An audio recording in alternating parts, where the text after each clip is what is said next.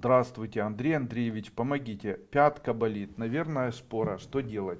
Для того, чтобы избавиться от шпоры, можно сделать вот что. Взять кусочек мяса говяжьего, сырого, и положить его, чтобы оно несколько дней на тарелочку, сверху тарелочкой накрыть, так, чтобы оно немножечко запахло, без контакта с окружающим миром.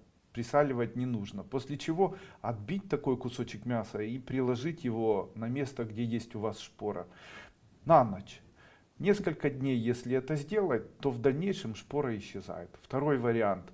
Хозяйственное мыло натереть, добавить соду и добавить мед. Хозяйственное мыло, соду и мед. И вот таким компрессом прикладывать к месту, где находится шпора. Дальше парить ноги в ореховых листьях. Далее, что еще можно посоветовать? Из наших препаратов урализ, манкулит и подагрин. А вообще, кстати, появление шпоры на пятке является следствием высокого количества пуринов, которые находятся в крови, а также оксалатов. Таким образом, чтобы этого не было, необходимо увеличить количество употребления калий содержащих продуктов питания.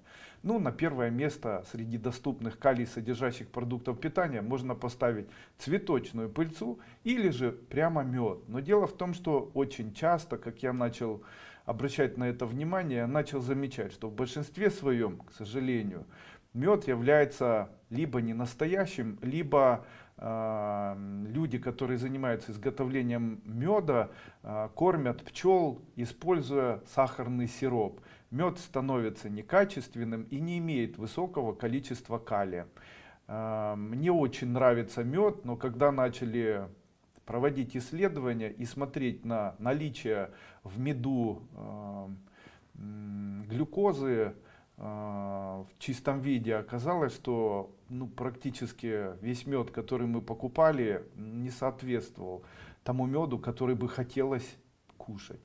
Самый лучший мед — это, как ни странно, мед, который имеет яркий запах, очень красивый желтый цвет и при этом не очень сладкий. Оказывается, такой мед тоже существует, белого цвета. Медом можно еще смазывать или прикладывать